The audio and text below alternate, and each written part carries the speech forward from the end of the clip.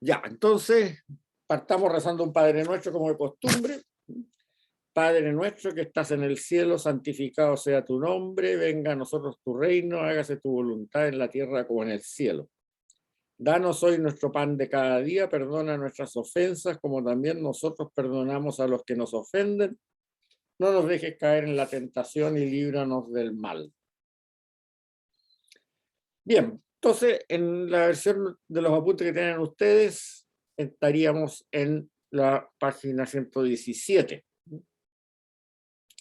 La clase anterior nos dedicamos a analizar los primeros 18 versículos del Evangelio de San Juan. Necesitamos una clase completa para ello, porque ahí están los conceptos fundamentales, y sobre todo los conceptos fundamentales que entendían los judíos de ese tiempo y que aparecen en el Evangelio de San Juan. Una de las cosas importantes que se dijo en la clase pasada es que no se olviden que el Evangelio de San Juan está dirigido a judíos, a judeocristianos, y en ese sentido es el más orientado a judíos que hay, de los cuatro, mucho más que San Mateo todavía. Entonces, es indispensable entender qué es lo que entendía un judío piadoso de esa época sobre los conceptos que se aclaran ahí. Porque obviamente, y eso se olvida muchas veces, pero obviamente San Juan escribió su evangelio teniendo claro que su comunidad lo iba a entender. Y a veces eso en la época más moderna de nuestra iglesia se olvida un poco, y es un fenómeno que le ha pasado tanto a la iglesia occidente, como la latina, como a la iglesia griega. De hecho, surgió en el siglo IV, en la época de los grandes concilios, toda una teología que hablaba del logos. Logos significa palabra en griego, o sea, el dávar, digamos, pero mirado desde la filosofía de Platón. Y ahí salió toda una explicación que después la tomó Santo Tomás de Aquino y la hizo un poquito más aristotélica en vez de platónica, que hace que para poder entender el comienzo del Evangelio de San Juan uno tenga que estudiar como 5 años de filosofía para poderlo entender. Y no es así, pues eso San Juan lo escribió para que su comunidad judía lo entendiera en forma inmediata, nada de estudiar a Platón. O sea, no le cabía en la cabeza a ningún judío de esa época tener que entender un texto hebreo, debiendo primero estudiar durante varios años la filosofía de Platón. Entonces, bueno, por eso es que la introducción que hicimos en la clase pasada es muy importante. Y si alguien no pudo asistir, bueno, yo les mandé a todos el audio, precisamente por eso, para que la puedan repasar y la puedan entender bien, porque si no, el Evangelio de San Juan va a ser siempre algo que va a estar medio en la nebulosa, que no lo van a poder entender muy bien. Ahora, sigamos más para adelante con el Evangelio de San Juan. El Evangelio de San Juan tiene una historia bien curiosa, por eso es que lo vamos a ver ahora desde ese punto de vista. Era desconocido hasta la fecha que nosotros hemos visto, o sea, hasta Pablo III y en los evangelios sinópticos no conocían ese Evangelio de San Juan. Y aparece de repente en Éfeso una comunidad que viene arrancando.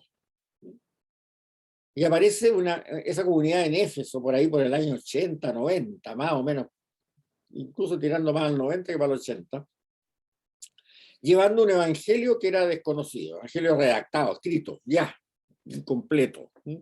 Y ese es el famoso Evangelio de San Juan. Entonces, ese evangelio, que además es muy distinto de los sinópticos en muchos aspectos, al margen de su carácter netamente judeo-cristiano. Pero, por ejemplo, el Evangelio de San Juan no trae ninguna parábola. Que las parábolas es lo esencial de las parábolas y el relato de la pasión. Es la esencial de los evangelios sinópticos. No trae ninguna parábola. No hay parábolas del Señor en el Evangelio de San Juan. En segundo lugar, también es bastante curioso porque no hay relatos de exorcismo. O sea, esas expulsiones de demonios que son tan comunes en los tres evangelios sinópticos, no hay. No hay ni un relato de exorcismo. Pero también tiene cosas que los sinópticos no traen. El relato de la boda de Caná, por ejemplo, el relato de la resurrección de Lázaro. La última cena está expandida mucho más que lo que dicen los evangelios sinópticos. Pero lo más extraordinario que trae el Evangelio de San Juan son unos discursos del Señor largos y muy teológicos, muy densos, que en los sinópticos no están, no aparecen. No confundir estos discursos con los dichos del Señor, o sea, con lo que viene de Q, no. Los dichos del Señor son dichos cortos, ¿no? Dicho corto, una frase nomás, algo así. Aquí estamos hablando de un discurso que son 4 páginas. Y que el Señor como que se habla a sí mismo, ¿no? O sea, y habla a su Padre, que está en los cielos, ¿no? Para darles una idea, en los sinópticos se dice muchas veces que Jesucristo se apartaba de la gente para rezar, pero no se dice que rezaba, qué es lo que rezaba. Aquí en esos discursos aparece qué es el diálogo que él hace con su Padre Celestial cuando está rezando. O sea, es bastante diferente.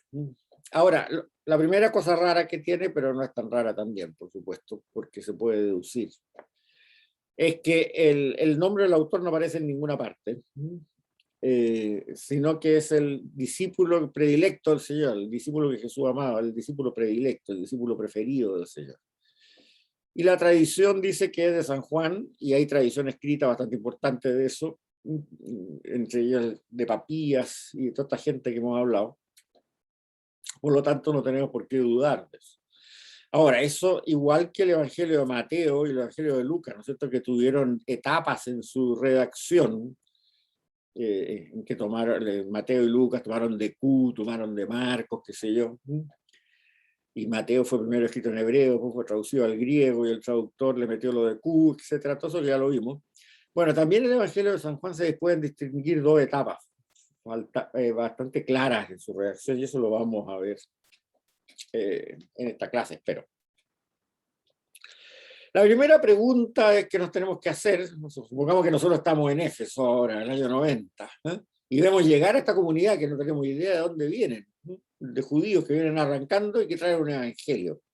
Y que dicen, mire qué interesante este evangelio que es del discípulo Juan, el discípulo que más quería al Señor. Y tú lo empiezas a ojear.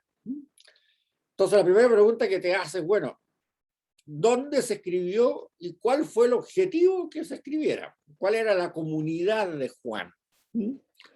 Acuérdense que nosotros siempre hemos dicho, ¿no es cierto?, que lo que hay que entender de un texto bíblico primero es por qué se escribió y qué es lo que quiso decir el que lo escribió, y después ver cómo aplica a nosotros. Bueno, igual ahora. A ver, pásame tu evangelio, ¿no?, que tú que vienes arrancando. Oye, qué interesante. Veamos cómo se escribió y para quién se escribió.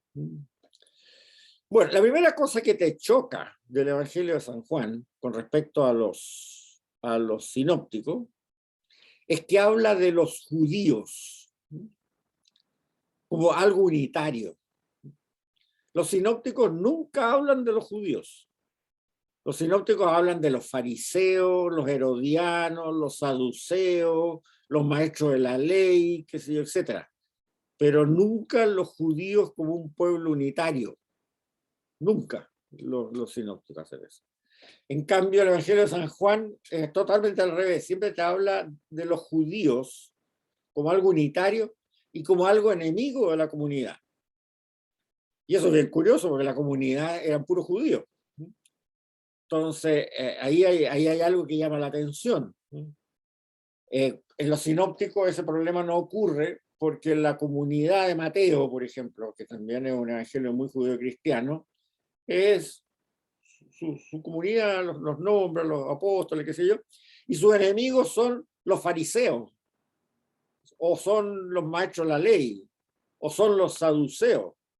Pero nunca son los judíos, porque si ellos son judíos también, pues ¿cómo van a ser enemigos de sí mismos?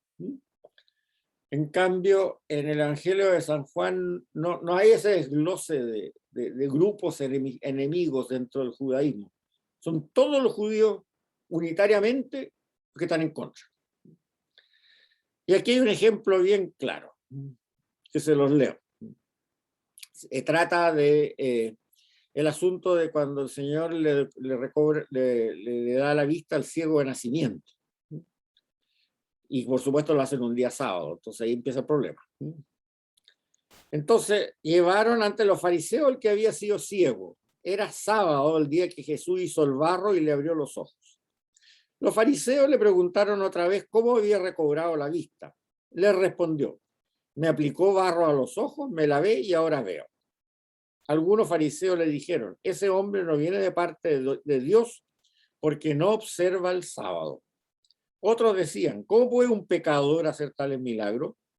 Y estaban divididos. Preguntaron de nuevo al ciego: ¿y tú qué dices del que te abrió los ojos? Contestó: que es profeta.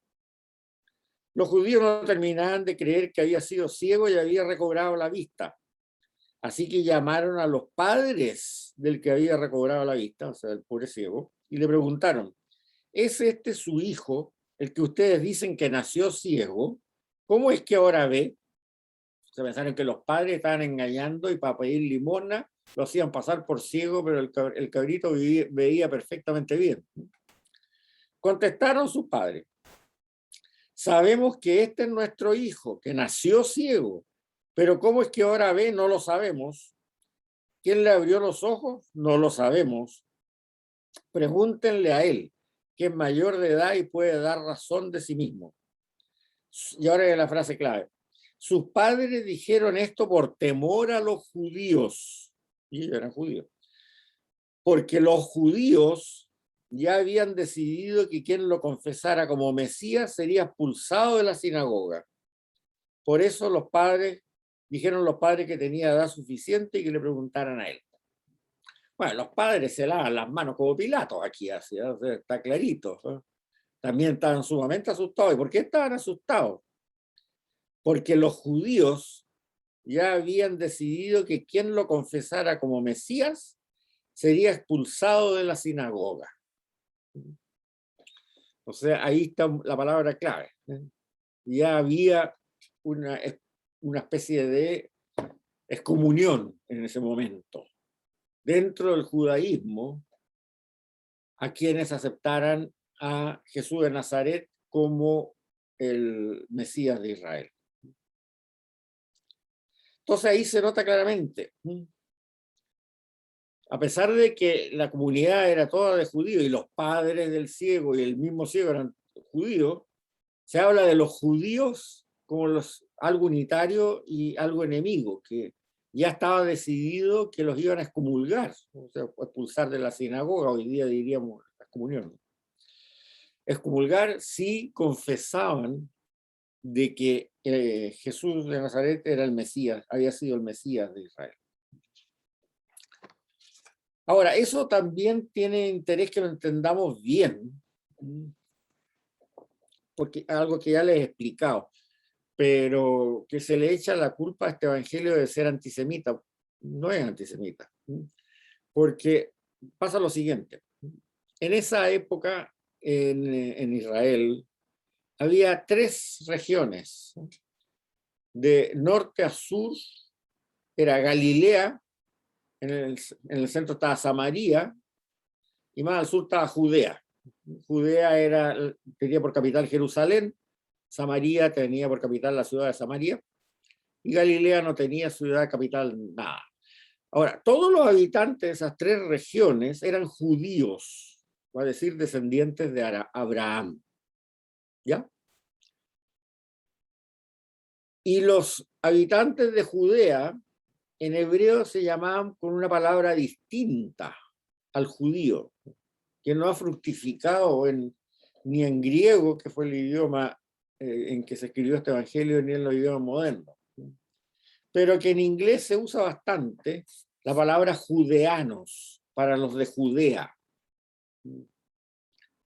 Entonces, ¿Los galileos son judíos? Sí, pero no son judeanos.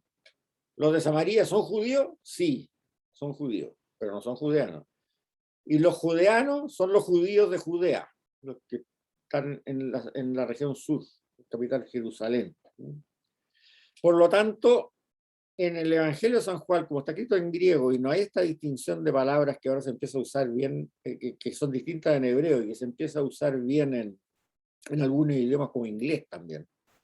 Judeano, o judeíta, dicen siempre judeano, judeans, es lo que más se habla en inglés. Entonces ahí surge la confusión de a qué se está refiriendo.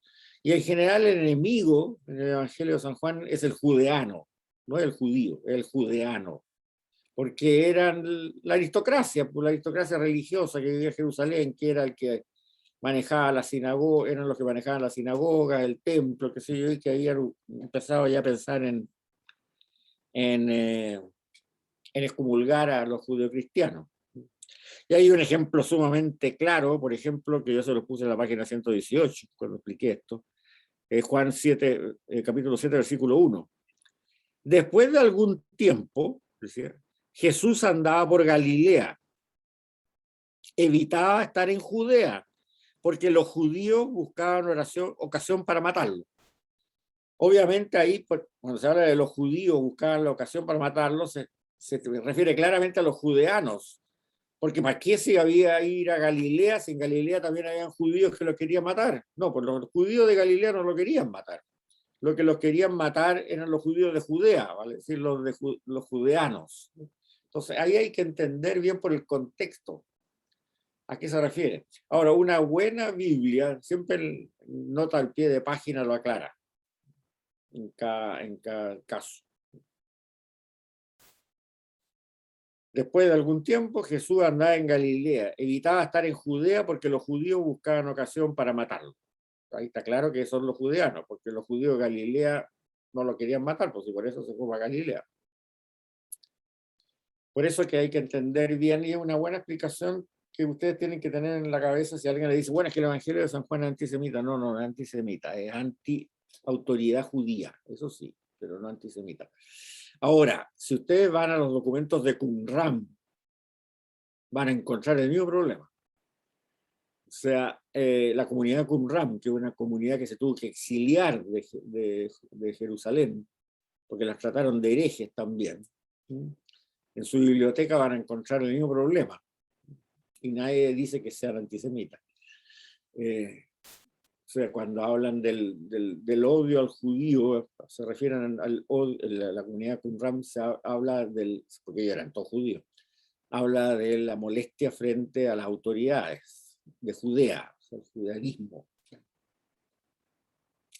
Bien, la segunda característica que ustedes encontrarían explorando este evangelio que les trae esta comunidad que viene arrancando, volvemos a pensar que ustedes son gente que vive en Éfeso en el año 90, por lo tanto son de índole paulina, no son judíos, no son judeocristianos.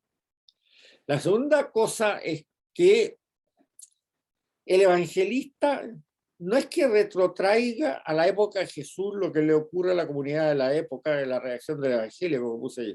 Sí, lo retrotrae, sino que escoge dichos del Señor que sirven para entender muy bien lo que le está pasando en ese momento a la comunidad juánica cuando se escribe el evangelio.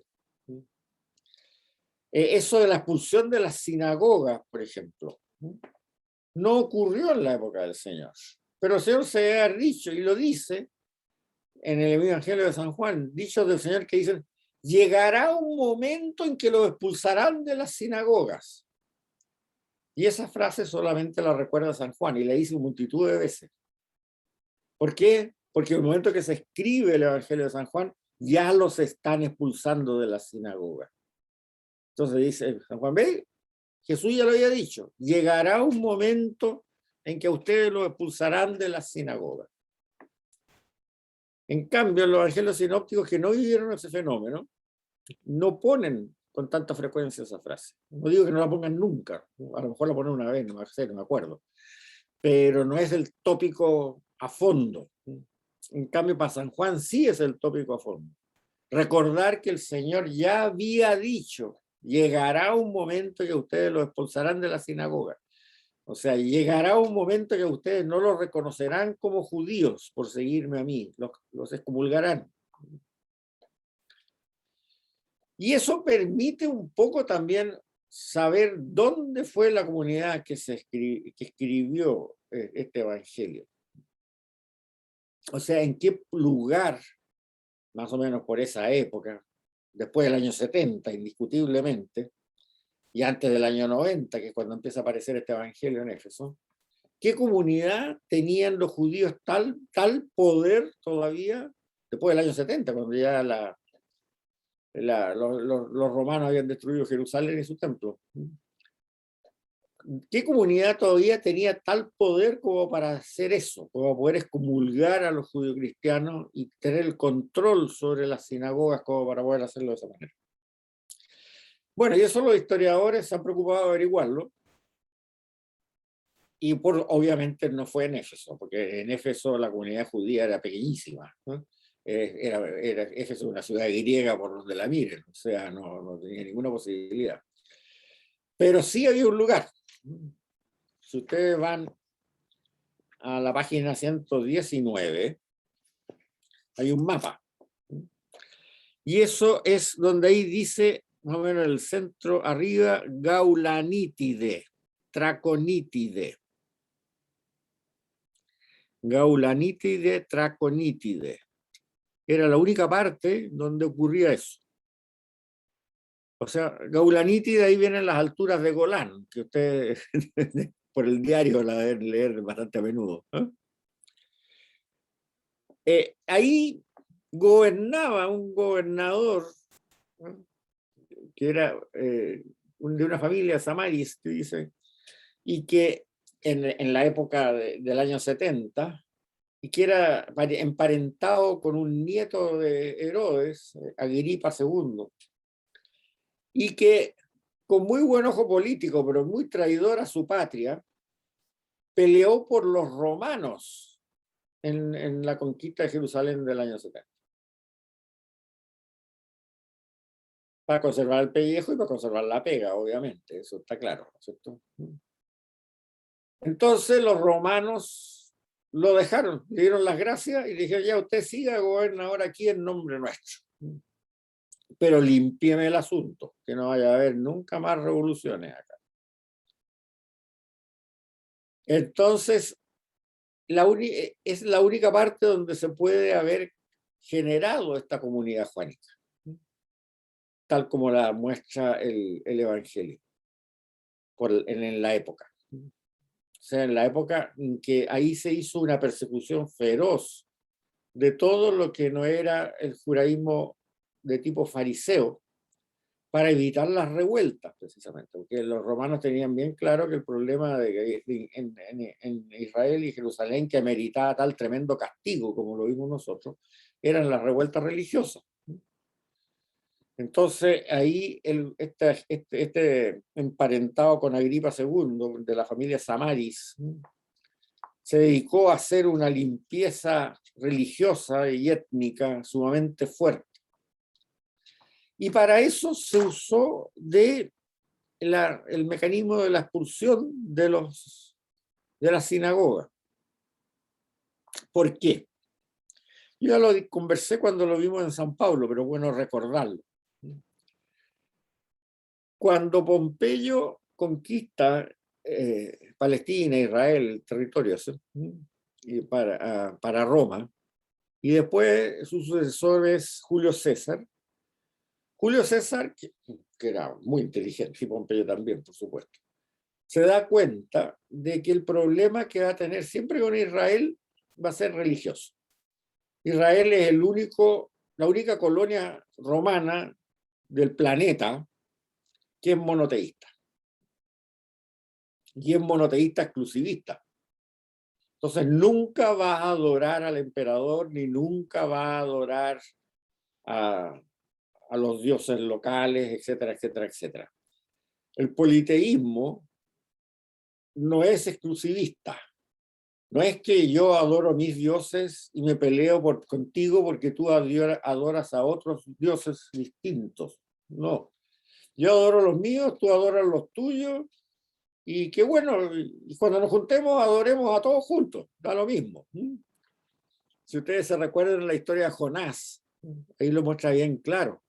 Cuando Jonás está en el barco, se surge la tempestad tremenda, esta que manda el Dávar de Yahvé para que Jonás recapacite y vaya donde tiene que ir. ¿Qué hace el capitán del barco? Despierta a todo el mundo, llama a todo el mundo de la tripulación y le dice que cada uno rece a su Dios para que veamos si entre todos los dioses nos salvan de esta. O sea, ese era el espíritu del politeísmo, no había competencia entre divinidades. Que cada uno rece a su Dios para ver si entre todos los dioses nos salvan de esta tempestad. Bueno, y de ahí se dan cuenta de Jonás, en fin, etcétera, etcétera. Esa es otra historia. Pero ese era el espíritu. Entonces Julio César se da cuenta que el Israel es caso aparte. Va a ser siempre problema. Las otras culturas asimiladas por Roma no tenían ese problema. Ellos rezaban a sus dioses y también el día de los romanos rezaban a los dioses romanos. Entre todos nos ayudarán. Punto. Entonces, Julio César hace un decreto que consta en la historia romana que nombra a la religión judía como religión tolerada y exime a los judíos a adorar la estatua del emperador el día de su cumpleaños. Porque si no, cada año la estatua del cumpleaños del emperador iban a tener una revuelta en Jerusalén. Lo exime. O sea, los judíos no están obligados a echarle incienso porque era real, tenía que ir cada padre de familia a echarle una cucharadita de incienso a la estatua del emperador el día del cumpleaños. Están eximidos de eso. Bueno, ¿y cómo se sabe quién es judío y quién no es judío? Muy simple. Al lado del oficial romano que está revisando que esa cosa se cumpla, que todos los habitantes, los padres de familia le echen incienso a la estatua del emperador el día de su cumpleaños. Al lado de cada uno de ellos va a estar el jefe de la sinagoga. Y el jefe de la sinagoga va a tener la lista de todos los judíos que van a esa sinagoga. Entonces llega un señor, no, yo soy judío, a ver, ¿está en la lista? Sí, usted está en la lista. Ah, ya pase, listo, no importa. A ver, ¿y usted, señor? Sí, yo soy judío, pero ¿sabe? Me echaron de la sinagoga. Ah, no importa, eche el incienso. Es que no puedo echar incienso porque soy judío cristiano. Perfecto, a la cárcel por desacato a la autoridad. Y a esa cárcel se llegaba, pero no se salía. O sea, la única manera de salir era ir al Foso de los Leones. Y con eso además era algo bastante trágico, porque no solamente al padre de familia lo mandaban al Foso de los Leones, sino que vendían a su mujer y a sus hijas como esclavas, y obviamente las esclavas las usaban los dueños de las esclavas para todo tipo de libertinaje sexual y cosas por el estilo, y los hijos también eran esclavos. O sea, era un drama atroz, una persecución atroz. Y esa fue la solución que idearon estos señores de Gaulanítide, y también un rabino que se llama Yohanan ben Zakkai, que hizo una escuela farisea en Yavné, y que él encontró que la solución para el judaísmo va a poder sobrevivir después de esto, que habían matado al 80% de la población los romanos, o sea, era una pregunta más o menos que había que hacerse. También llegó a la conclusión de que digamos, el fanatismo religioso en general y las guerras las luchas de religión por el poder y todo lo demás había sido la causa que los romanos se hubieran aburrido y hubieran castigado esto de una forma que castigaron. Entonces ahí en Yavné, en esta reunión de rabinos, se acordó de que solamente de ahí para adelante iba a subsistir la rama farisea. Y ahí fundaron lo que hoy día se llama el judaísmo rabínico, que es exactamente eso, donde todo el judaísmo, lo que sobrevive es la rama farisea, hasta hoy. O sea, no hay saduceos, no hay celotas, no hay esenios, no hay nada de todo eso. Y tampoco hay judeocristianos, salvo en el último siglo, en el siglo XIX, siglo XX. Entonces, bueno, no fue algo contra los judeocristianos que organizaron ahí, ¿no? Hay que reconocerlo eso, pero los afectó más que a nadie. ¿Por qué? Supóngase usted en el pellejo de un saduceo. Un saduceo llega el sábado, después que se aprobó esto, a la sinagoga y le dice: mire, señor saduceo, ¿sabe qué más? Si usted quiere seguir siendo saduceo, lo sacamos de la sinagoga. Esas son las órdenes que tenemos de los romanos. Pero si usted quiere seguir siendo, estando en la sinagoga y no tener problemas con el emperador y todo esto, hágase fariseo. Total. Entonces, ¿qué pasó? Para los que no eran judeocristianos, era una lata, era incómodo, sí, es cierto, pero no era algo que les hacía abjurar de su religión. Ya deja, bueno, okay, me hago fariseo nomás. Si ustedes quieren que les dé una comparación más o menos, es más o menos cuando a final de la época de la colonia en España abolieron la orden de los jesuitas. El Papa abolió la orden de los jesuitas, si ustedes se acuerdan, lo estudiaron en el colegio, porque la corona española tenía miedo a los jesuitas porque tenían mucho poder, en el fondo era eso. ¿Y por qué los jesuitas tenían mucho poder? Porque defendían a los habitantes originales frente a los estancieros, que se llamaban desde esa época.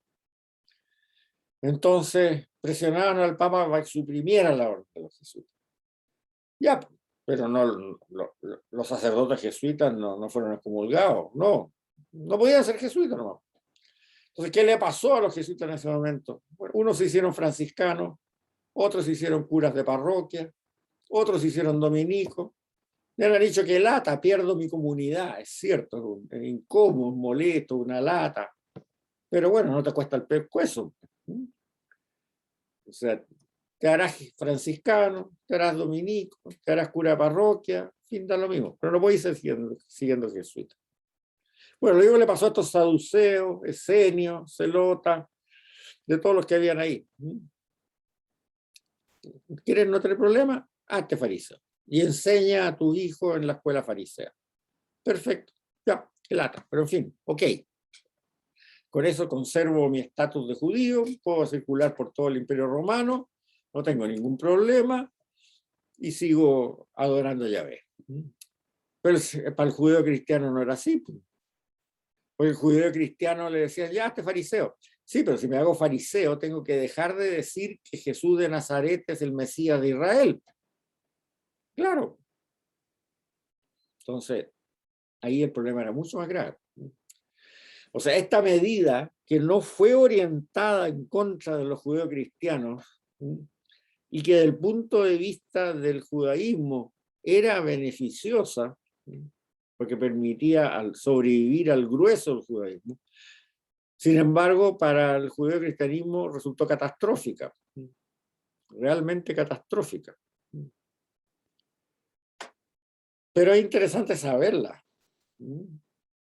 Interesante saberla, porque la realidad histórica es que fueron los judíos los que excomulgaron primero a los judíos cristianos, a los cristianos, no al revés.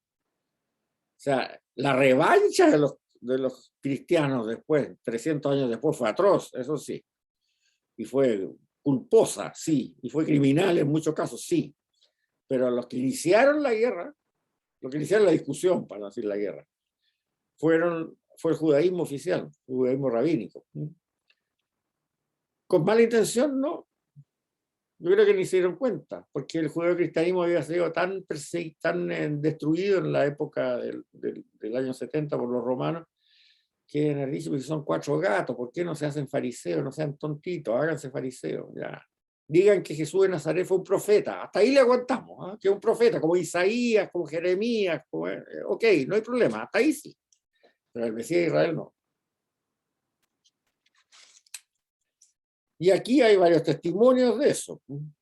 Surgieron en esa época para reforzar este acuerdo en Yamné, liturgias. Entre ellas la liturgia de las 18 bendiciones, que todo judío tenía que rezar, y parece que reza, han habido cambios en eso, pero él las rezó durante mucho tiempo. Las rezaba en la noche antes de acostarse. Decía, ninguna esperanza queda a los renegados, y el poder irresistible los haga desaparecer. Y los nazarenos, vale decir, los cristianos seguidores de Jesús de Nazaret, y los herejes perezcan al instante, sean borrados del libro de la vida y no sean inscritos con los justos. O sea, los nazarenos perezcan al instante.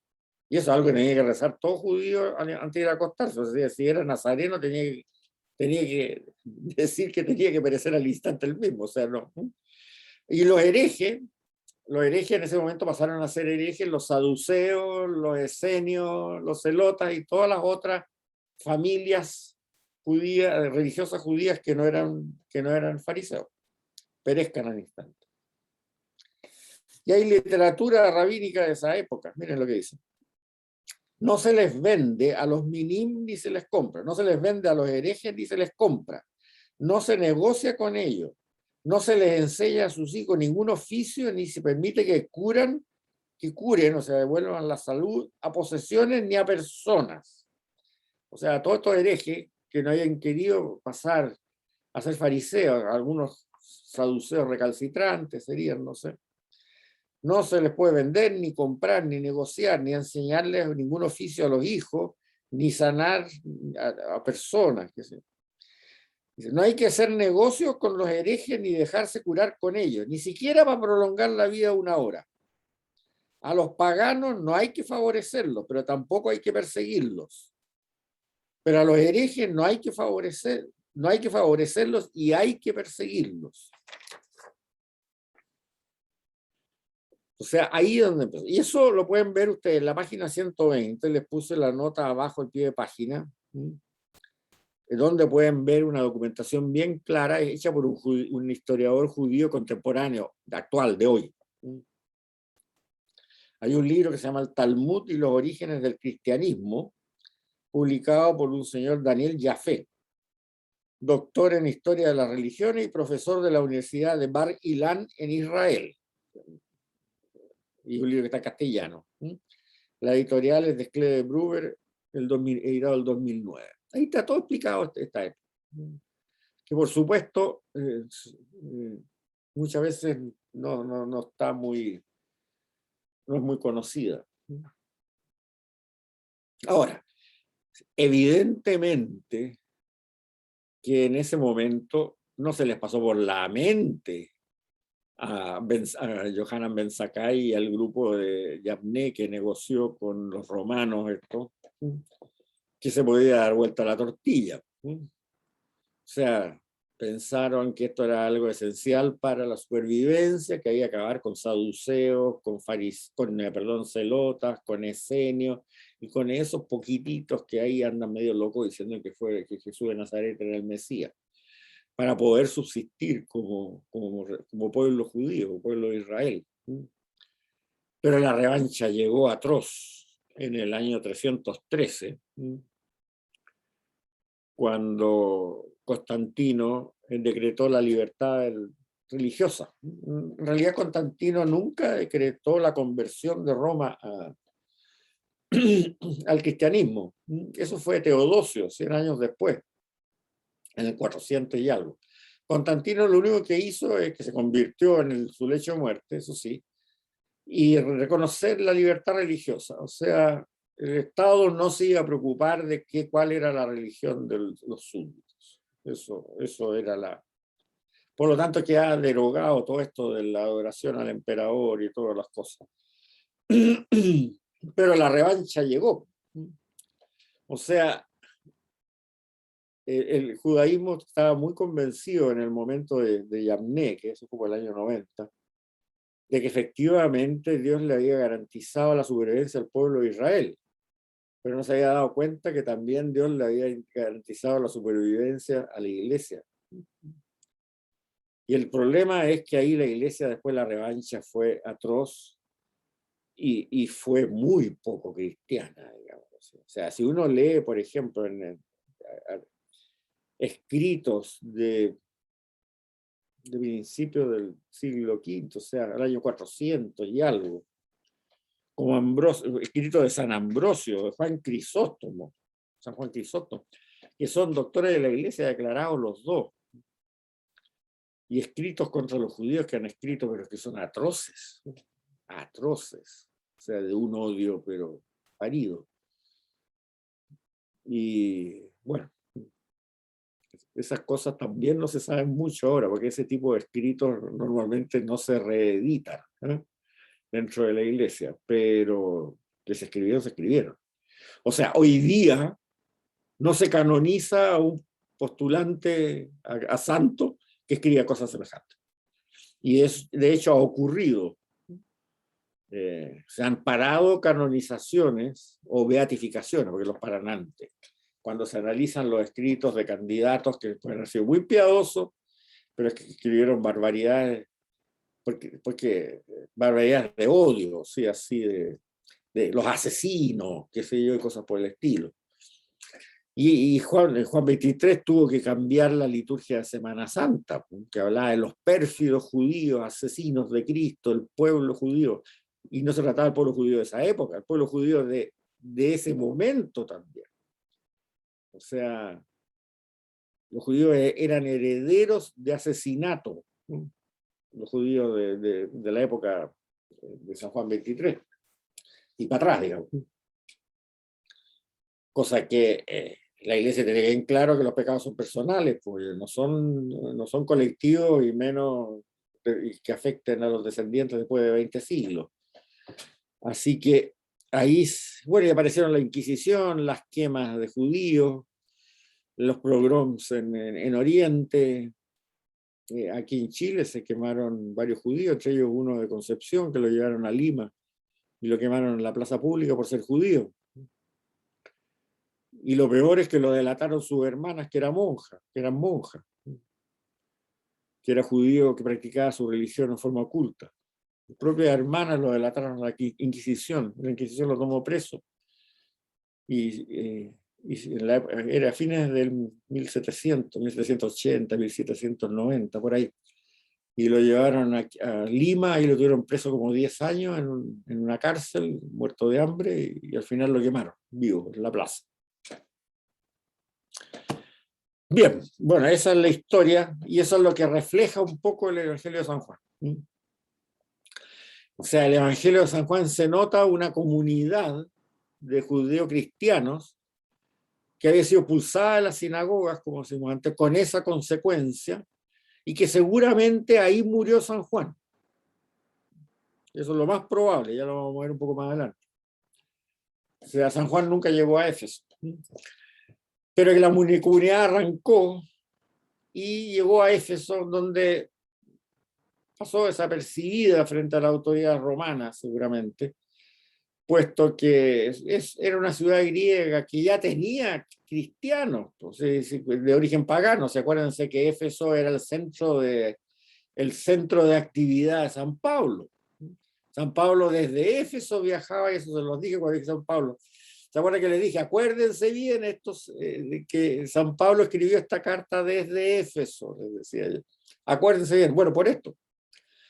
O sea, había una comunidad ya de cristianos de origen pagano bastante más fuerte, que era tolerada en Éfeso, no le causaba mayor problema a los romanos, y estos judíos cristianos que han sido poquitos, a lo mejor que arrancaron, pueden ser no más de 20 personas, con este evangelio que lo habían guardado como el documento más precioso y el tesoro más grande que tenían, podían llegar a Éfeso y ahí diluirse y asimilarse, juntarse con el resto de los cristianos de origen pagano y poder sobrevivir.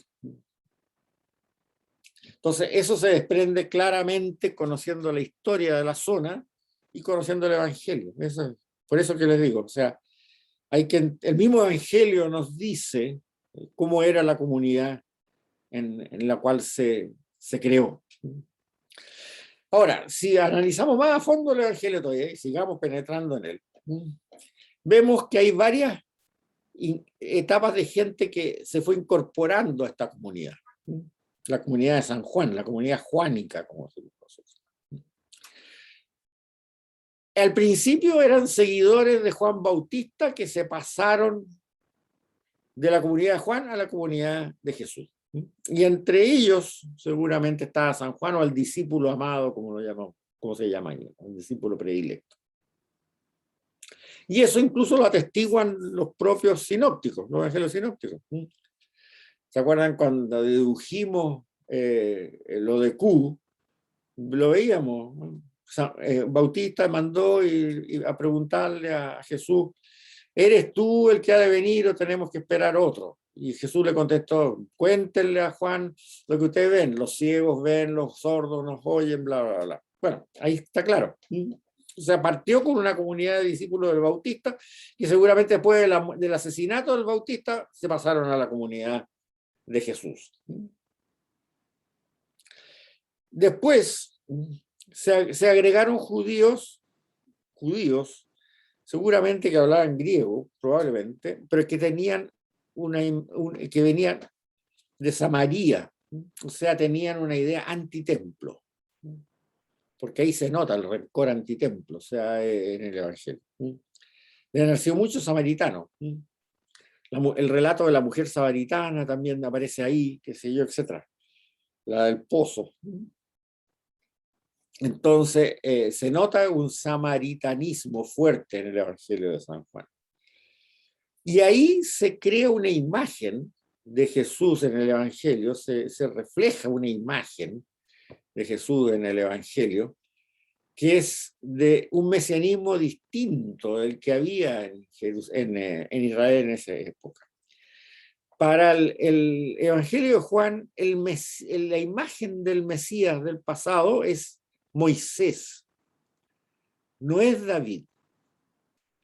No es el rey que va a unir a Israel y el rey poderoso, que es bendecido por Dios, que triunfa, qué sé yo, que derrota a Goliat, que es un líder, ¿eh?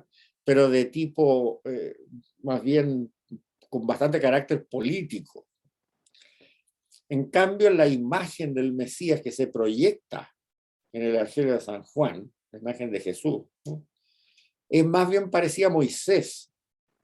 O sea, un sabio, sabio en el sentido de la sabiduría, no conocedor de cosas, sino sabio en el sentido de la sabiduría que hablábamos cuando vimos el lenguaje. O sea, el hombre que tiene respuesta para las cosas de la vida, respuestas para para los asuntos de la vida, y que es líder espiritual, y que habla sobre todo con Dios y conversa cara a cara con Dios. Si usted ha venido a misa en los días de semana, en las últimas 2 semanas, la primera lectura eso lo ha recalcado mucho, se ha leído el Éxodo todos los días. Y siempre recalcaba, Moisés hablaba con Dios y por eso quedaba con la cara radiante, que tenía que ponerse un velo porque encandilaba. ¿Se acuerdan después de haber hablado con Dios? Hay una anécdota muy simpática de esa que se lo voy a contar al final de la clase para no distraerlo. La cara radiante, porque había hablado con Dios, y hablaba con Dios cara a cara, como un amigo habla con su amigo. Eso se leyó, no sé si ayer o anteayer, en la misa, la primera lectura.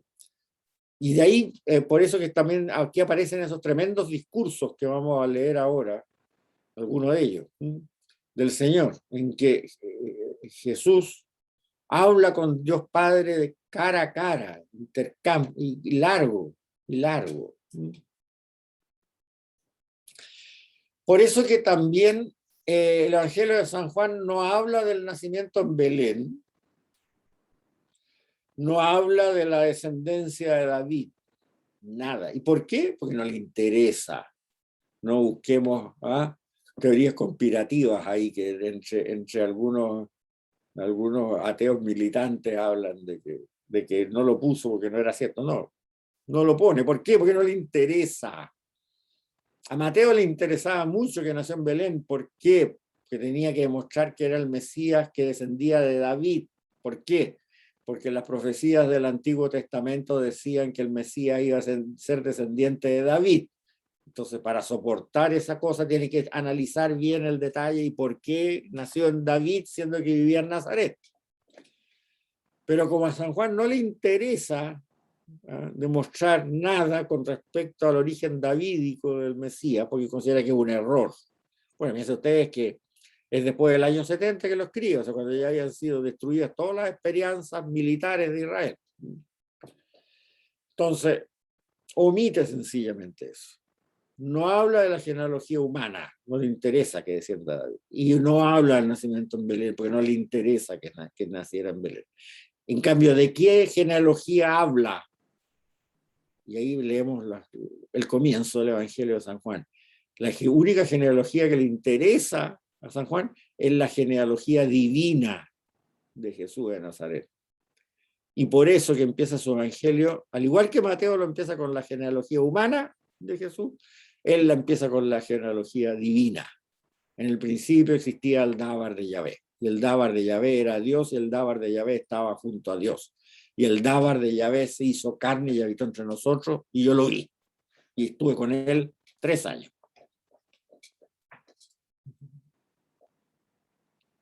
¿Bien? Bien. Bueno, y después del año 70 seguramente viene ahí un cisma, porque algunos judíos, con esto del asunto de la expulsión de las sinagogas, deben haber seguramente abjurado y para salvar el pellejo y el pellejo de su familia y la esclavitud de su hijo, de su mujer y de sus hijas, qué sé yo, deben haber renunciado a la divinidad de Cristo y lo deben haber considerado ahí para adelante solamente como un profeta. Y hay algunos rastros históricos que dicen que efectivamente hubieron comunidades de ese tipo, o sea que se desgajaron de la comunidad de Juan y reconocieron a Jesús de Nazaret nada más que como un profeta. Y bueno, desaparecieron después en la historia.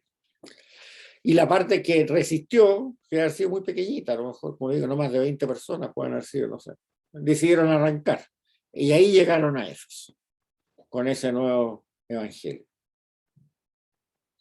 Como vamos a ver más adelante, yo creo que ya eso en la próxima clase, San Juan nunca llegó a Éfeso, ¿eh? Eso el evangelista no llegó a Éfeso. Eso está demostrado ya históricamente y por testigos de la época. Pero eso lo veremos después. Lo veremos después. No muy tarde. A lo mejor hoy día lo que vamos a ver en el último minuto o en la próxima clase.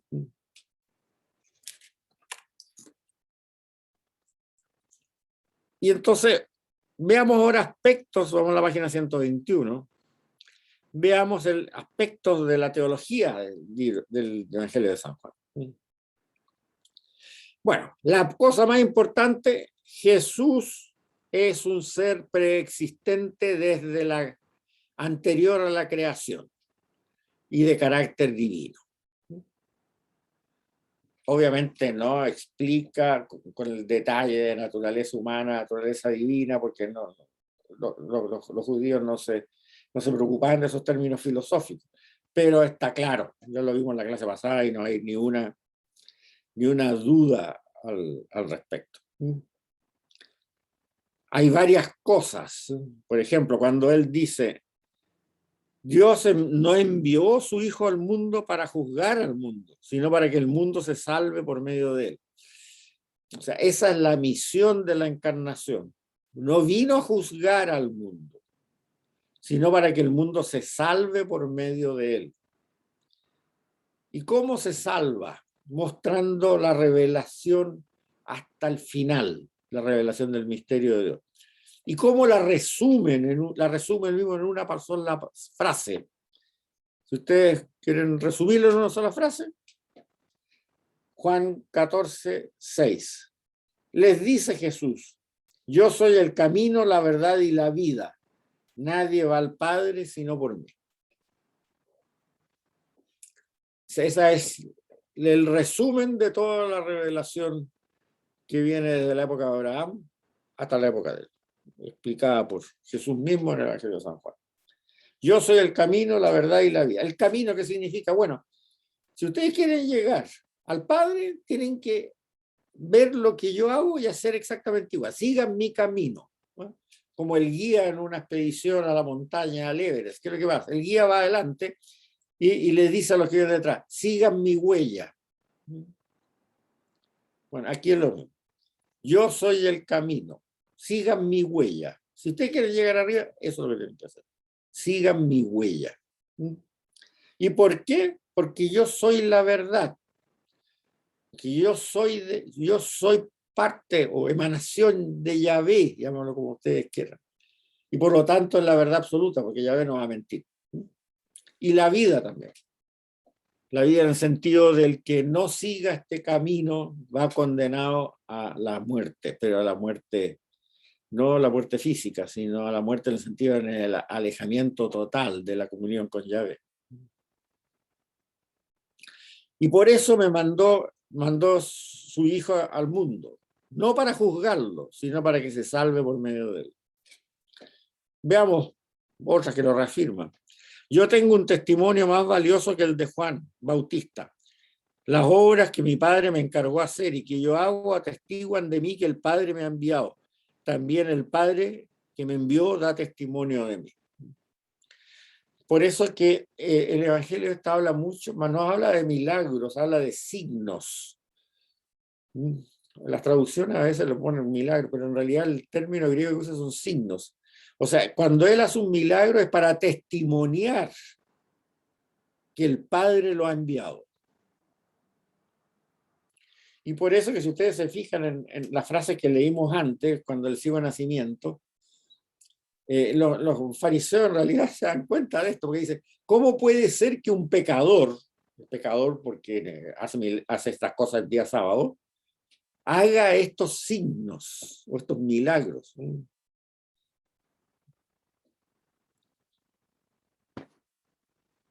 Ellos no lo entienden, pero la explicación está acá. Más adelante dice lo mismo, no solo ruego por ellos, sino también por los que han de creer en mí por medio de sus palabras. Ahí está implícito el envío a misionar. Que todos sean uno, como tú, Padre, estás en mí y yo en ti. Que también ellos sean uno en nosotros, para que el mundo crea que tú me enviaste. Yo les di la gloria que tú me diste para que sean uno como lo somos nosotros. Yo en ellos y tú en mí, para que sean plenamente uno, para que el mundo conozca que tú me enviaste y los amaste como me amaste a mí.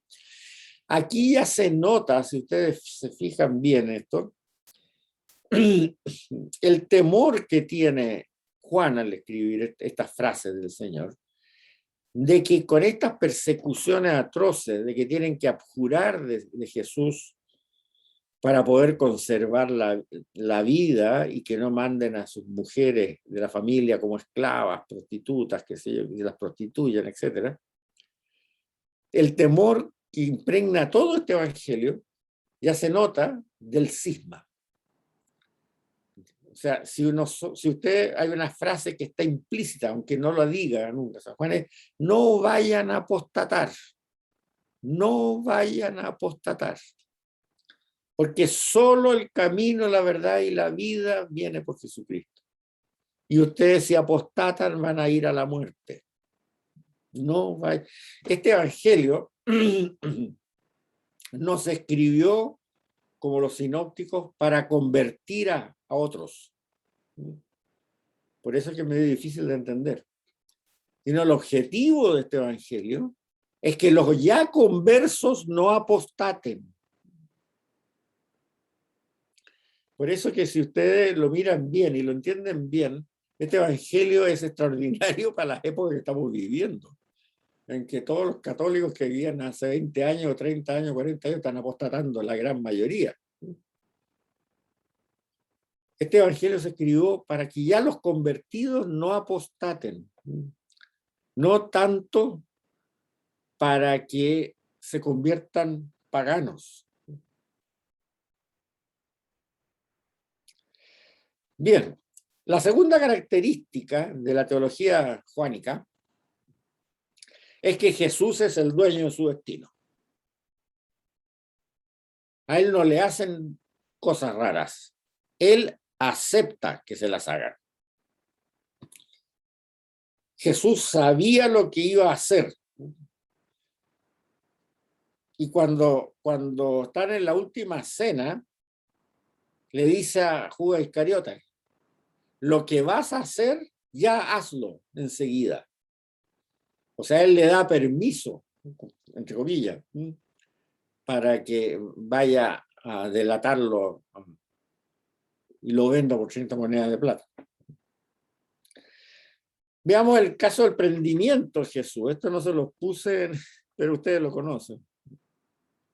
¿Cómo lo dice San Juan? Dicho esto, salió, o sea, después de la última cena, dicho esto, salió Jesús con los discípulos al otro lado del torrente Cedrón, donde había un huerto. Allá entró él con sus discípulos. Judas, el traidor, conocía el lugar porque Jesús muchas veces se había reunido allí con sus discípulos.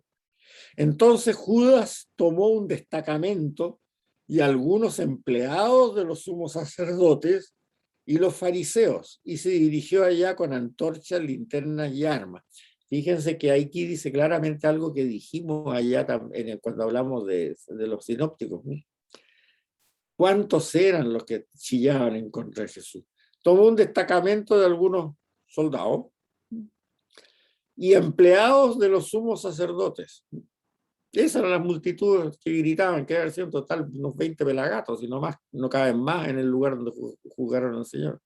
Y que eran empleados de los sumos sacerdotes, entonces le decían, gritan y gritan. No era el pueblo. Jesús, sabiendo todo lo que le iba a pasar, se adelantó y le dice, ¿a quién buscan? Le respondieron, a Jesús el Nazareno. Les dice, yo soy. También Judas el traidor estaba con ellos. Cuando les dijo, yo soy, se cayeron todos al suelo. Si ustedes se fijan, ¿a quién buscan? A Jesús el Nazareno. Yo soy. ¡Brum! Se caen todos al suelo con decir nada más, yo soy. O sea, muestra el poder. Él podía haber dicho otra palabra y los mataba a todos. Él fue capaz de botarlos a todos al suelo, nada más diciendo yo soy. Entonces, uno se da cuenta, él es dueño de su destino. Eso es lo que dice muestra San Juan. Les preguntó de nuevo, ¿a quién buscan? Respondieron, a Jesús el Nazareno. Ya les dije que yo soy, pero si me buscan a mí, dejen ir a estos. Así se cumplió lo que había dicho. No he perdido ninguno de los que tú me has confiado. Ahora, el yo soy es algo, como lo vamos a ver en unos segundos más, que este evangelio lo dice mucho. Yo soy el camino, yo soy la verdad y la vida, yo soy, y se caen todos. Bueno, en griego y en castellano uno no le dice nada, en griego ego eimi, yo soy, ¿no?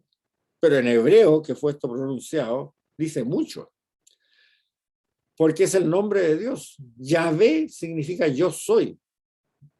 Cuando en la zarza ardiente, Yahvé se presenta delante de Moisés y les dice, anda a hablar con el faraón, y le da la misión a esta. Moisés le pregunta, bueno, ¿y quién digo a mis hermanos judíos, quién digo que me envió? Tú le dirás, yo soy, te envió. Yahvé, yo soy, fue el que te envió. Entonces, claro, eso es algo que no hay que olvidarse nunca, que el Señor predicó en lengua semita.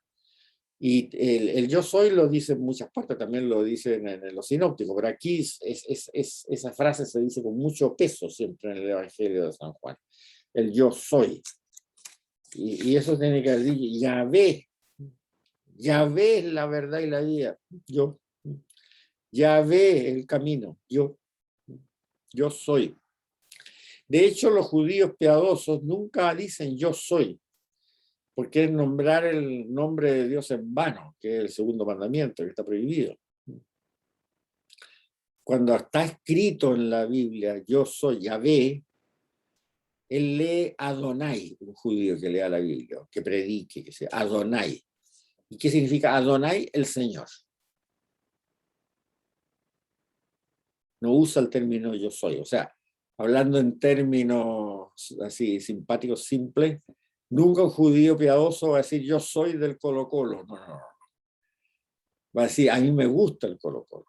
Porque yo soy es el nombre de Dios. Y no se debe pronunciar en vano. Entonces Jesús es dueño de su destino. Y ahí también Juan explica el por qué ajusticiaron a Jesús. Los sumos sacerdotes y los fariseos reunieron entonces una sesión del consejo, al decir el Sanedrín, y decían, ¿qué hacemos? Porque este hombre realiza muchas señales, signos, bueno, no dice milagro, dice signos, señales. Si lo dejamos seguir así, todos van a darle su adhesión y vendrán los romanos y quitarán de en medio nuestro lugar sagrado, parecía el templo, e incluso nuestra nación. Pero uno de ellos, que era Caifás, siendo sumo sacerdote el año aquel, les dijo, ustedes no saben nada de nada, ni calculan tampoco lo que les conviene. Conviene que un solo hombre muera por el pueblo, no que perezca la nación entera. Así que desde ese día acordaron matarlo. O sea, Caifás en realidad tenía toda la razón, ¿no? Pues si dejan que este hombre siga así, vendrán las multitudes a darle su adhesión. Ya lo vieron después en el día de Domingo de Ramos. Llegarán los romanos, nos destruirán el templo e incluso destruirán nuestra nación, cosa que pasó el año 70. Eso es evidente. ¿Qué hacemos? ¿Qué hacemos? Grave peligro. El peligro que venía por los romanos. Entonces Caifás dice, ustedes no saben nada de nada, ni calculan lo que les conviene. Un solo hombre conviene más que muera por el pueblo y que no que perezca la nación entera. Así que aquel día acordaron matarlo. Pero obviamente no sabían que el Señor había prometido, también, igual que le prometió a Israel que nunca iba a desaparecer, también le había prometido a la iglesia que nunca iba a desaparecer. O sea que nos sirvió de mucho. Los romanos mataron al 90% de los judíos igual, y la enseñanza de Jesús de Nazaret sobrevivió sin ningún problema. Otro punto muy importante de la teología del Evangelio de San Juan, el tercer punto importante, son los tremendos discursos, que eso no aparecen en ningún otro evangelio. Y aquí le voy a dar una tarea. Hay un discurso que es muy interesante, que forma el capítulo 15, 16 y 17 del Evangelio. Son 4 páginas en total, o sea, no se van a agotar con esto, no se preocupen. Pero vale la pena que los lean. Yo aquí voy a leer solamente el 17, para tener tiempo. Pero lean el 14, 15, 15, 16 y 17. Y si ustedes se fijan bien, van a ver que el final del capítulo 14 coincide con el comienzo del capítulo 18. O sea, estos discursos fueron agregados en la segunda etapa de la redacción del Evangelio, como vamos a ver al final de esta clase. Vamos a leer el capítulo 17. Entonces ustedes me van a leer el 15, 16, 17, todos juntitos, yo les leo solamente el 17. Estamos en la última cena, este es el discurso de la última cena, se llama así.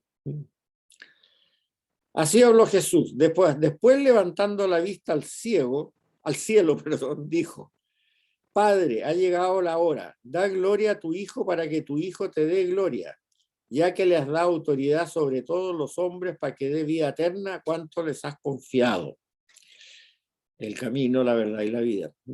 En esto consiste la vida eterna, en conocerte a ti, el único Dios verdadero, y a tu enviado Jesús el Mesías. Está ahí muy claro lo que es el cielo y la vida eterna. es la unión del conocimiento perfecto en cada ser humano y el Dios verdadero y tu enviado Jesús el Mesías. Yo te he dado gloria en la tierra cumpliendo la tarea que me encargaste hacer. Ahora tú, Padre, dame gloria junto a ti, la gloria que tenía junto a ti antes que hubiera mundo. He manifestado tu nombre a los hombres que separaste del mundo para confiármelos. Eran tuyos y me los confiaste, y han cumplido tus palabras. Ahora comprenden que todo lo que me confiaste procede de ti.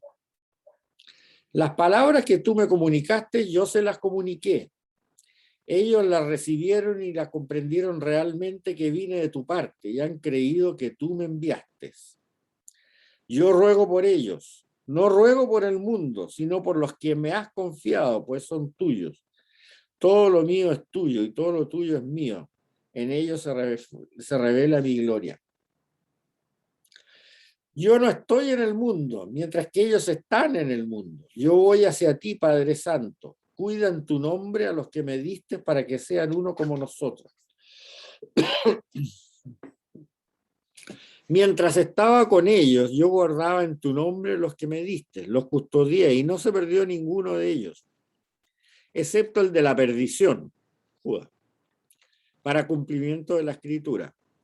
Ahora voy hacia ti y les digo esto mientras estoy en el mundo, para que mi gozo sea el de ellos y su gozo sea perfecto. Yo les comuniqué mi palabra y el mundo nos odió, porque no son del mundo, al igual que yo no soy del mundo. No pido que los saques del mundo, sino que los libres del maligno. No son del mundo, al igual que yo no soy del mundo. Conságralos con la verdad. Tu palabra es la verdad. Como tú me enviaste al mundo, yo los envié al mundo. Por ellos me consagro para que queden consagrados con la verdad. No solo ruego por ellos, sino también por los que han que creer en mí por medio de las palabras de ellos. Que todos sean uno, como tú, Padre, estás en mí y yo en ti. Que también ellos sean uno con nosotros, para que el mundo crea que tú me enviaste. Yo les di la gloria que tú me diste para que sean uno como lo somos nosotros. Yo en ellos y tú en mí, para que sean plenamente uno, para que el mundo conozca que tú me enviaste y lo amaste como me amaste a mí. Padre, quiero que los que me confiaste estén conmigo donde yo estoy, para que contemplen mi gloria, la que me diste porque me amaste antes de la creación del mundo. Padre justo, el mundo no te ha conocido, yo te he conocido, y estos han conocido que tú me enviaste. Les di a conocer tu nombre y se lo daré a conocer para que el amor con que tú me amaste esté en ellos y yo en ellos. Bueno, aquí ustedes se fijan, o sea, ¿se acuerdan en la clase pasada que yo les hablaba del texto básico de Isaías sobre qué es el Dabar de Yahvé? Así como la lluvia desciende del cielo, qué sé yo, y empapa, bla, bla, bla, bla, y no vuelve a mí hasta que cumplió por lo que yo le envié. Así es mi palabra. Bueno, aquí si ustedes se fijan, el Señor está diciendo que Él cumplió, en este momento ya ha cumplido la misión que Yahvé le encargó con la encarnación. Si ustedes se fijan, y yo les comuniqué tu palabra y el mundo, etcétera, etcétera. Las palabras que tú me comunicaste, yo se las comuniqué, ellos las comprendieron realmente que vine de tu parte y han creído que he cumplido tus palabras, etcétera, etcétera, etcétera. Como está diciendo, ahora vuelvo hacia ti porque ya cumplí por lo que tú me mandaste. Y la otra cosa que es interesante también de este discurso, que es la culminación de un discurso que empieza 2 capítulos antes. La otra cosa que es muy interesante es el encargo de unidad. O sea, cuando San Juan lo escribe esto, ya seguramente el temor que les decía de la apostasía era muy fuerte por la persecución que se estaba haciendo a los que todavía creían que Jesús de Nazaret era el Mesías de Israel. Que sea profeta nomás, no importa, pero Mesías no. Y eso implicaba la muerte y quizás peor que la muerte, pero la muerte es un ratito nomás. ¿Cómo se llama? Que las mujeres de tu familia, tus mujeres y tus hijas sean vendidas como esclavas para la prostitución.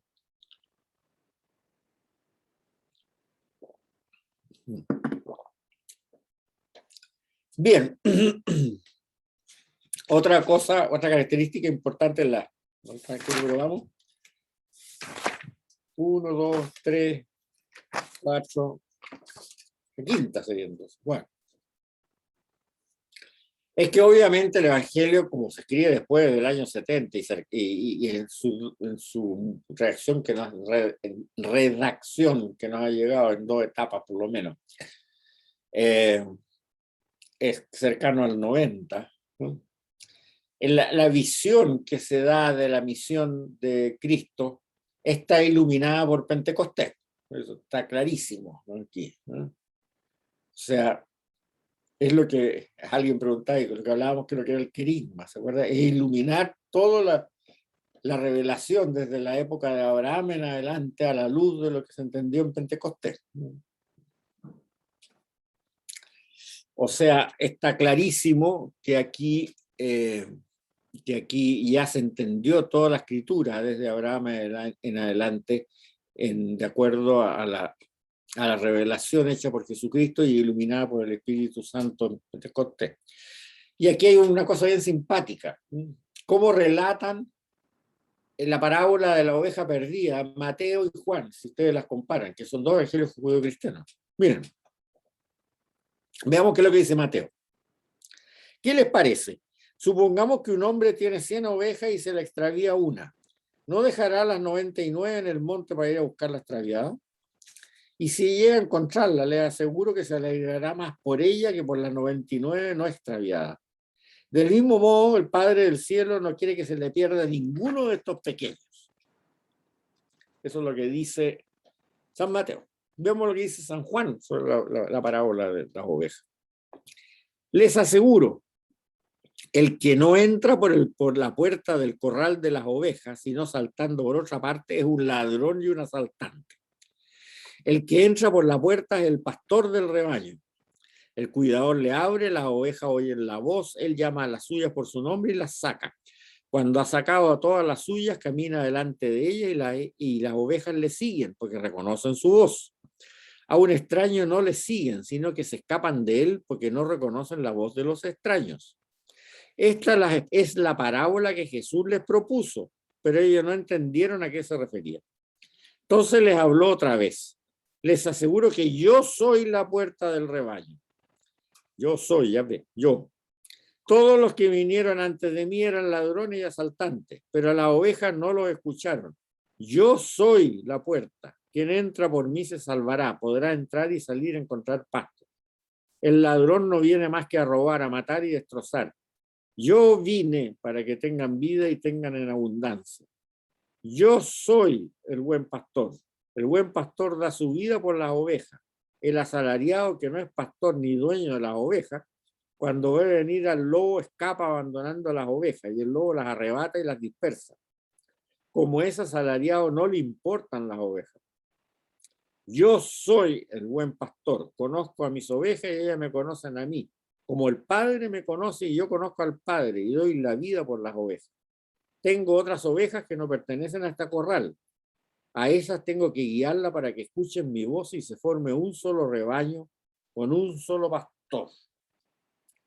Bueno, ustedes me dicen, ¿y esto es lo mismo que dice San Mateo? Sí, pues lo mismo que dice San Mateo en la misma parábola, pero mira desde otro punto de vista. Como les decía antes, o sea, este evangelio no está escrito para que se convierta nueva gente. Está escrito para que los ya conversos no apostaten.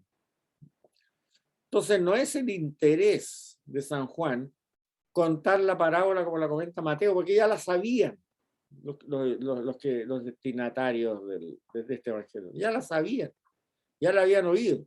A lo mejor porque tenían una copia del evangelio de San Mateo o porque le había llegado por tradición oral. No importa, pero ya la sabían. Entonces, ¿qué es lo que le importa a San Juan?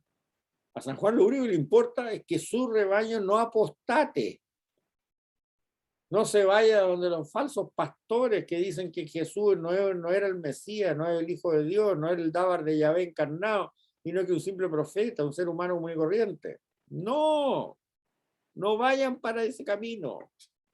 El camino es lo que dice aquí, el que viene por mí, el que entra, yo soy la puerta, dice en esta palabra. El que entra por mí se salvará. Bien, la sexta característica, yo no sé cuánto, perdí la cuenta ya, de la teología de San Pablo, es la ampliación del mandamiento del amor al prójimo. En los sinópticos, San Mateo sobre todo, un doctor de la ley le pregunta al Señor, ¿cuál es el mandamiento más importante de la ley de Moisés? Ojo, ¿cuál es el mandamiento más importante de la ley de Moisés? Esa es la pregunta que le hace. El Señor le contesta, amarás al Señor tu Dios con toda tu fuerza, con toda tu alma y al prójimo como a ti mismo. Porque ese es el mandamiento más importante de la ley de Moisés, sin duda alguna. Así está escrito en la ley de Moisés. Pero la ley de Moisés, ya lo hablamos en la época de cuando vimos en San Mateo, fue 1200 años antes de Cristo, y San Mateo también dice bien claro en otra parte, ¿no es cierto?, que fue perfeccionada en base a la bienaventuranza. Esa es la forma que tenemos que comportarnos hoy día. Y San Juan recoge eso y dice, os doy un mandamiento nuevo. Este es mi mandamiento, que se amen los unos a los otros como yo los he amado. Mandamiento nuevo no está en la ley de Moisés. Por lo tanto, también, al igual que las bienaventuranzas, superan la ley de Moisés. Y en esto nos tenemos que basar. ¿Y por qué?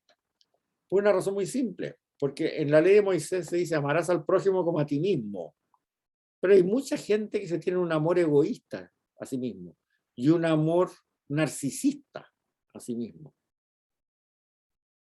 Entonces, no es esa la meta para San Juan, o para el Cristo de San Juan.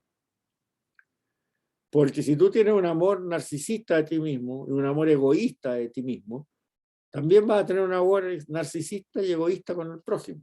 Y eso, para que estamos con cuenta, uno conoce gente que es así. O sea, la ley de Moisés en el fondo te dice no hagas al prójimo lo que no quieras que te hagan a ti. Pero no dice cómo debes amar tú al prójimo. En cambio aquí, la meta es insuperable ya. Tienes que amar a tu prójimo como Dios te ha amado a ti. ¿Cómo te ha amado a ti? Míralo en la cruz, para que veas cómo te ha amado a ti. Entonces, es algo, como él mismo dice, os doy un mandamiento nuevo.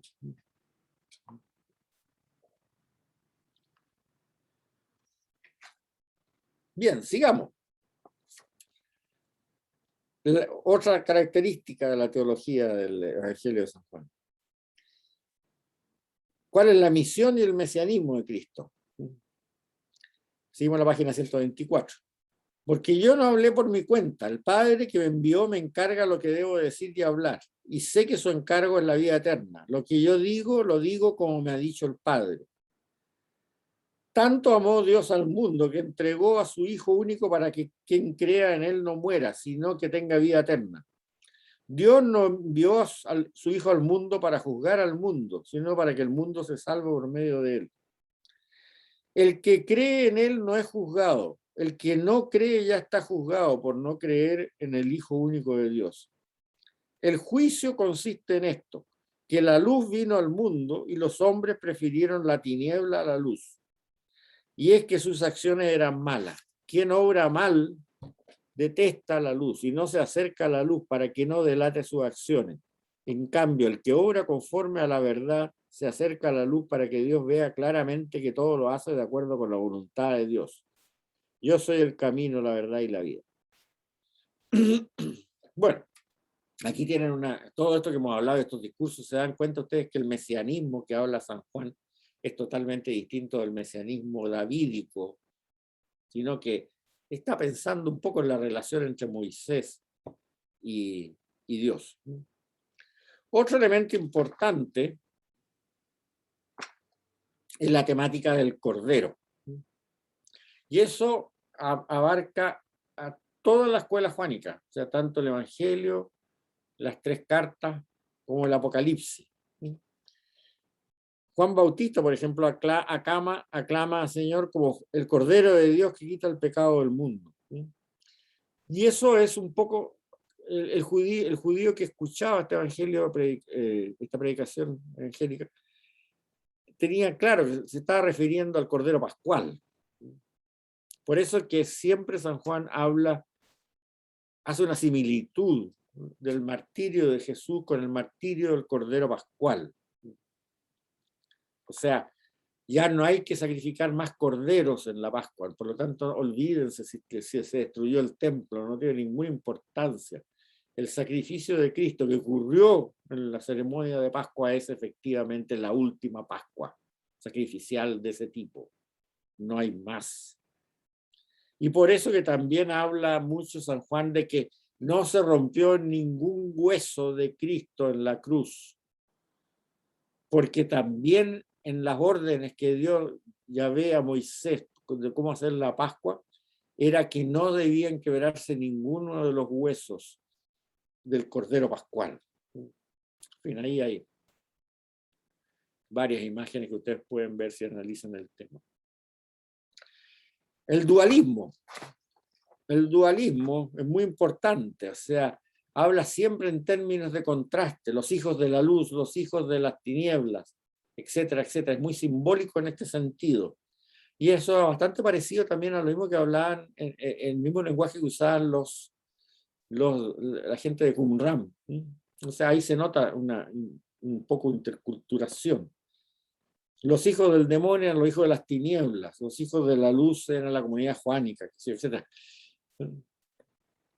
Y otro elemento muy importante, vamos a pasarnos 5 minutitos, espero que no se le enoje la señora que está haciendo la comida, que se le va a enfriar, porque con 5 minutos más termina. Un elemento muy importante, lo que se llama la escatología del presente. O sea, la cristología y la escatología. La escatología es lo que pasa en los tiempos finales. Para Juan es una sola cosa. San Pablo decía, sí, la salvación viene por Jesús, pero falta algo que va a ocurrir al final de los tiempos, cuando el Señor venga en gloria y majestad. ¿Se acuerdan de las 3 etapas? Y resuciten primero los justos y después el reino por un tiempo y ahí lleve todo a Dios de nuevo. San Juan dice, todo ocurre ahora. Por ejemplo, les aseguro que quien oye mi palabra y cree en el sentido de tener fe en lo que hablamos, lo que significa la fe, o sea, la fe actuante, en aquel que me ha enviado tiene vida eterna y ya no es sometido a juicio, sino que ha pasado de la muerte a la vida.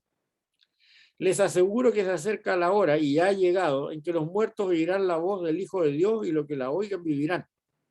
Así como el Padre posee vida en sí, del mismo modo hace que el Hijo posea vida en sí. Y puesto que es el Hijo del Hombre, o sea, la palabra de Dios, le ha confiado el poder de juzgar. O sea, tú te mueres, eres juzgado y ya tienes, si te fue bien, ya tienes vida eterna. No habla nunca de un juicio final para los ya muertos. En cambio, San Pablo sí. Y la Iglesia habla del juicio final. Pero para San Juan no. Lo que se llama es la escatología del presente. Ahora, ¿qué es lo que dice el credo de los apóstoles, el credo corto? Que es más o menos del año 120, por ahí.